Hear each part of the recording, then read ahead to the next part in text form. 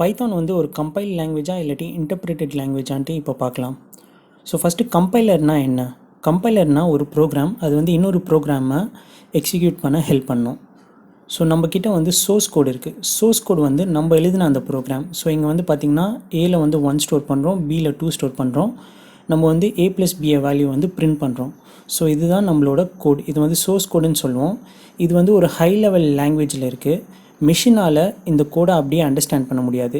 So compiler என்ன பண்ணுன்னா நம்ம சோர்ஸ் கோடை வந்து மிஷின் கோடாக கன்வெர்ட் பண்ணோம். ஸோ மிஷின் கோட் வந்து பைனரி ஃபார்மில் இருக்கும். ஸோ ஒரு பெரிய sequence of zeros or ones மட்டும்தான் அதில் இருக்கும்.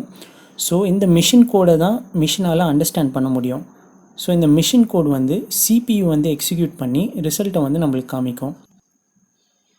ஸோ கம்பைலரில் என்ன ஒரு டிஸ்அட்வான்டேஜ்னால், நம்ம விண்டோஸ் மிஷினில் கம்பைல் பண்ண ஒரு கோடை லினக்ஸ் இல்லாட்டி மேக் ஓஎஸில் வந்து எக்ஸிக்யூட் பண்ண முடியாது. அண்ட் நீங்கள் விண்டோஸ் 32 பிட் ஆர்கிடெக்சர் உள்ள மிஷினில் உங்கள் கோடை கம்பைல் பண்ணிங்கன்னா அது ஒரு 64 பிட் ஆர்கிடெக்சர் விண்டோஸ் மிஷினில் வந்து எக்ஸிக்யூட் பண்ண முடியாது. ஸோ இது மாதிரி OS dependency and system architecture dependency வந்து கம்பைலரில் இருக்குது. ஸோ இதுதான் கம்பைலரோட ஒரு டிஸ்அட்வான்டேஜ். ஸோ இதை வந்து எப்படி இன்டர்பிரிட்டர் வந்து ஹேண்டில் பண்ணுது அப்படின்றத இப்போ பார்க்கலாம். ஸோ இன்டர்பிரிட்டர் என்னென்னா வந்து interpreter executes the instruction line by லைன்னு படிச்சிருப்போம். பைத்தான் வந்து அதோட இன்டர்பிரிட்டர் வந்து கொஞ்சம் வித்தியாசமாக வேலை செய்யும். ஸோ அதை பற்றி இப்போ பார்க்கலாம். ஸோ இன்டர்பிரிட்டர்னால் என்ன? Interpreter again is a software that is written in some programming language. So interpreter வந்து இன்னொரு ப்ரோக்ராமை எக்ஸிக்யூட் பண்ண ஹெல்ப் பண்ணும். பைத்தானோட டிஃபால்ட் இன்டர்பிரிட்டர் வந்து சி ப்ரோக்ராமில் எழுதியிருக்காங்க. ஸோ இதை வந்து சி பைத்தான்னு கூட சொல்லுவாங்க. ஸோ இன்டர்பிரிட்டரும் மற்ற டிஃபால்ட் லைப்ரரிஸும் வந்து நம்ம பைத்தான் இன்ஸ்டால் பண்ணும்போது நம்ம மிஷினில் ஆட்டோமேட்டிக்காக இன்ஸ்டால் ஆயிரும். நம்ம போயிட்டு எக்ஸ்பிளிசிட்டாக எங்கேயும் போயிட்டு டவுன்லோட் பண்ணி இன்ஸ்டால் பண்ண வேண்டியதில்லை. ஸோ இன்டர்பிரிட்டருக்குள்ளே பார்த்திங்கன்னா வந்து பைத்தான் இன்டர்பிரிட்டருக்குள்ளே ஒரு கம்பைலரும் இருக்குது அண்ட் ஒரு வர்ச்சுவல் மிஷின் இருக்குது.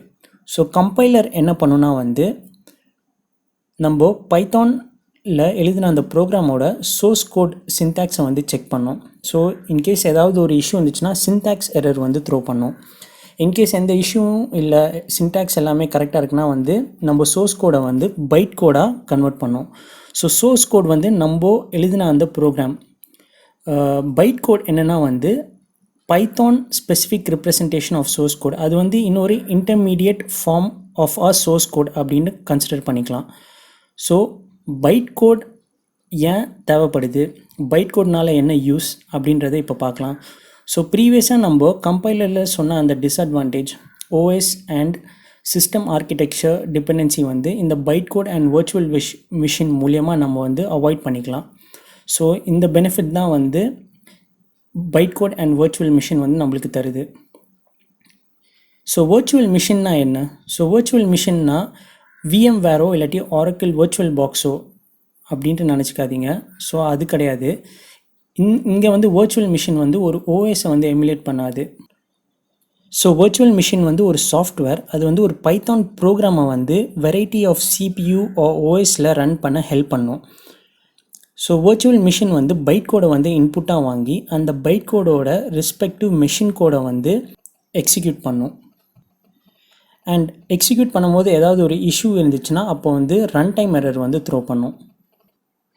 ஸோ இந்த இன்டர்பிரிட்டரில் வந்து ப்ரீவியஸாக நம்ம கம்பைலரில் சொன்ன அந்த டிஸ்அட்வான்டேஜ் வந்து இல்லை. ஸோ நீங்கள் வந்து உங்கள் விண்டோஸ் மிஷினில் வந்து ஒரு பைத்தான் ப்ரோக்ராம் வந்து பில்ட் பண்ணிங்கன்னா அது வந்து மேக் இல்லாட்டி லினக்ஸ் ஓஎஸில் கூட நீங்கள் ரன் பண்ணலாம். அண்ட் நீங்கள் வந்து 32 பிட் ஆர்கிடெக்சரில் பில்ட் பண்ண அந்த கோடை வந்து 64 பிட் ஆர்கிடெக்சர் உள்ள மிஷின்லையும் வந்து ரன் பண்ணலாம்.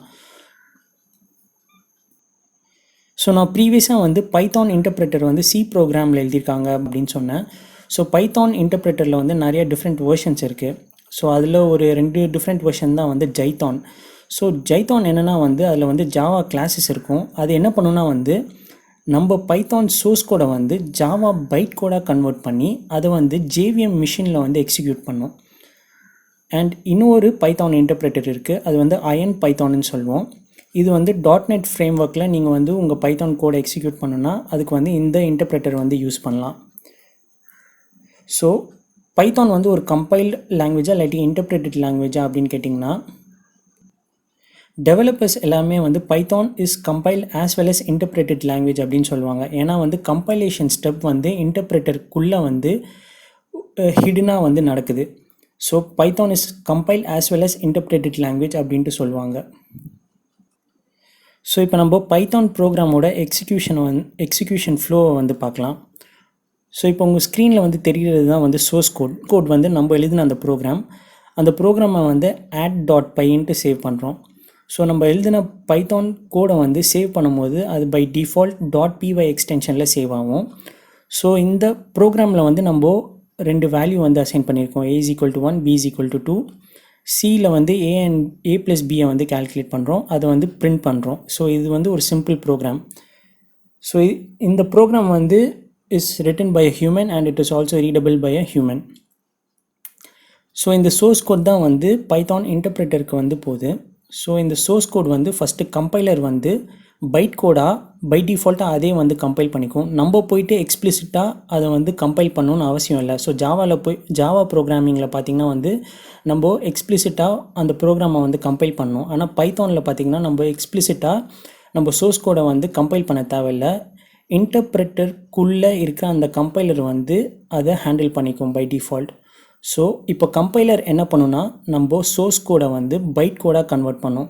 ஸோ பைட் கோட் வந்து ஒரு low level platform independent representation of a source code அப்படின்னு சொல்லலாம். ஸோ ப்ரீவியஸாக சொன்ன மாதிரி எதுக்கு பைட் கோட் தேவைப்படுதுன்னா, platform dependency system architecture dependency இஷ்யூவை அவாய்ட் பண்ணுறதுக்காக இந்த பைட் கோட் தேவைப்படுது. ஸோ இந்த பைட் கோட் வந்து எது எக்ஸிக்யூட் பண்ணோன்னா பைத்தான் வர்ச்சுவல் மிஷின் வந்து எக்ஸிக்யூட் பண்ணும். அண்ட் இந்த பைட் கோடோட எக்ஸ்டென்ஷன் எப்படி இருக்கும்னு பார்த்தீங்கன்னா .pyc ஃபார்மேட்டில் இருக்கும். அண்ட் இந்த பைட் கோடை வந்து நீங்கள் ஓப்பன் பண்ணி அதில் இருக்க கண்டென்ட்ஸை வியூ பண்ண நினச்சா அது வந்து உங்களால் பார்க்க முடியாது. ஸோ அது வந்து பைட்ஸாக இருக்கும். ஸோ நீங்கள் ஸ்க்ரீனில் பார்க்குற மாதிரி ஒரு புரியாத ஒரு லாங்குவேஜில் இருக்கும் அது. ஸோ இன்கேஸ் நீங்கள் வந்து இந்த பைட் கோட் எப்படி இருக்கும், அது என்ன ரெப்ரசன்ட் பண்ணும் அப்படின்றத நீங்கள் பார்க்கணுன்னா வந்து நீங்கள் வந்து பைத்தானில் வந்து ஒரு மாடியூல் இருக்குது, டிஸ்ன்னு ஒரு மாடியூல். ஸோ அந்த மாடியூல் என்ன பண்ணுன்னா வந்து நம்ம பைட் கோட் வந்து ஒரு ஹியூமன் ரீடபிள் ஃபார்மில் வந்து கன்வெர்ட் பண்ணி காமிக்கும். அதை வந்து வரப்போகிற ஸ்லைடில் வந்து பார்க்கலாம். ஸோ இப்போ வந்து நம்ம சோர்ஸ் கோட் வந்து பைட் கோடாக வந்து கன்வெர்ட் ஆச்சு. ஸோ பைட் கோட் வந்து இப்போது பைத்தான் வர்ச்சுவல் மிஷினுக்கு வந்து இன்புட்டாக போகும். ஸோ பைத்தான் வர்ச்சுவல் மிஷின் வந்து நம்ம CPU மேலே தான் ரன் ஆகுது. அண்ட் இந்த பைத்தான் வர்ச்சுவல் மிஷின் என்ன பண்ணுன்னா வந்து நம்ம பைட் கோடை வாங்கி அதோட ரெஸ்பெக்டிவ் மிஷின் கோடை வந்து எக்ஸிக்யூட் பண்ணும். ஸோ மிஷினால் வந்து வெறும் மிஷின் கோட் மட்டும் தான் அண்டர்ஸ்டாண்ட் பண்ண முடியும். அது ஒரு long sequence of 0s and 1s மட்டும் தான் இருக்கும். இதை வந்து பைனரின்னு சொல்லுவோம். ஸோ பைனரினா 0 or 1.